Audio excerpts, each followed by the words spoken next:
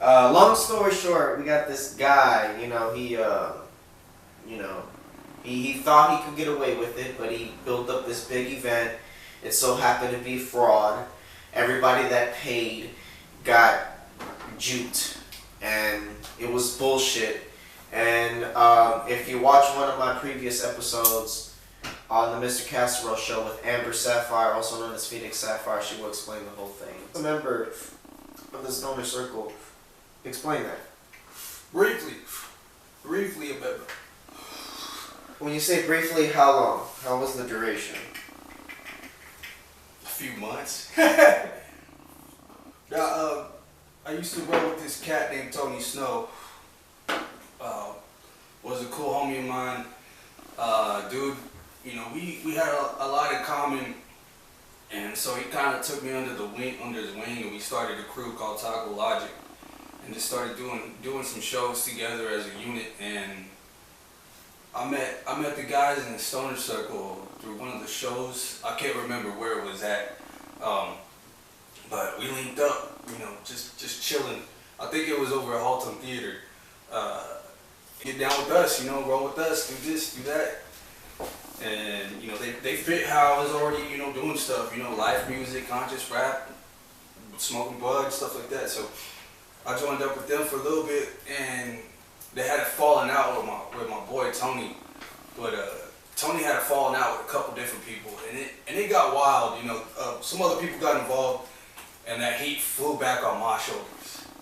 And so I kind of just stepped back from it, because I didn't want to get myself involved, and I didn't know too much about what was going on with everybody else involved, that I wanted to put my 2 cents into it. So I was just kind of step back, go chill with my boy, do my thing, I holler at you. And it rubbed some people the wrong way, man.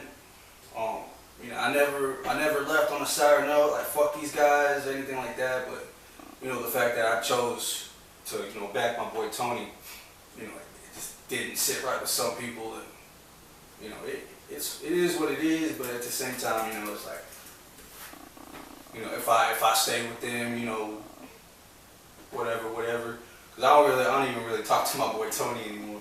So it's just it's just one of those things, man. Life happens. You think you're doing the right thing and shit.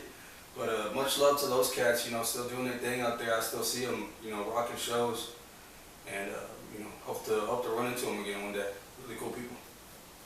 How did you get to meet Tony Snow? Because I do want to let the people know I've been following Taco Logic ever since you guys came out, way before the EP when y'all was promoting it. Yeah. And this was, correct me if I'm wrong, but this was like 2016, 2017, around that time. Around that time, yeah. Right? Yeah. Because that's when I just came out with Drunken Killer, and I remember you guys came out with that project.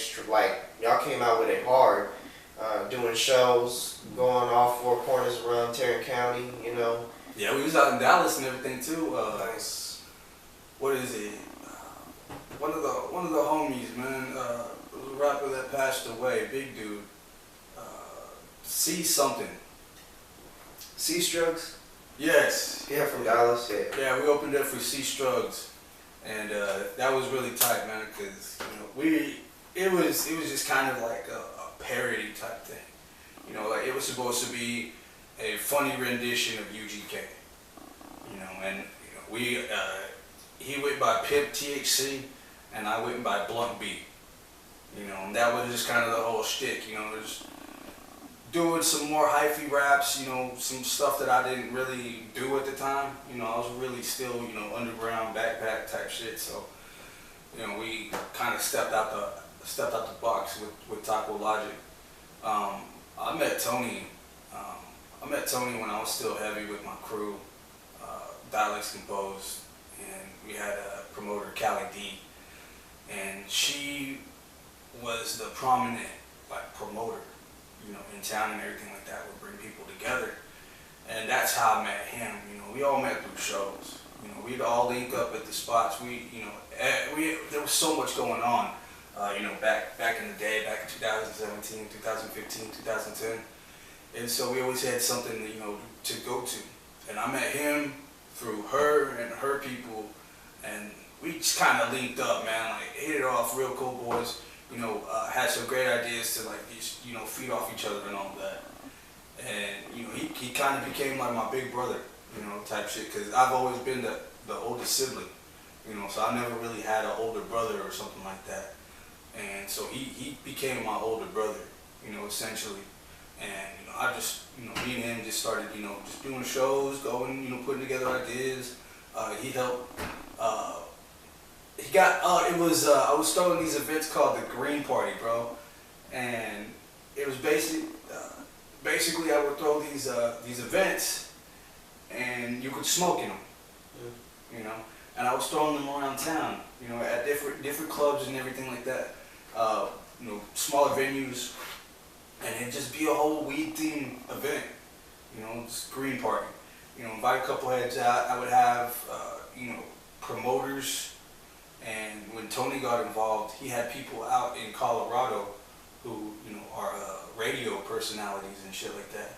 And so he'd fly them out with DJs, and they would come promote the whole event. It'd be a week-long thing, So it was really cool, man. And yeah, whenever he linked up with at one of the events, and then we went from there.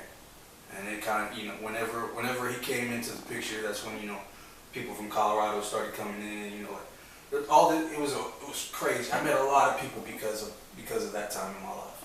So it was really cool meeting, homie and getting to, actually do something, really cool that I didn't expect.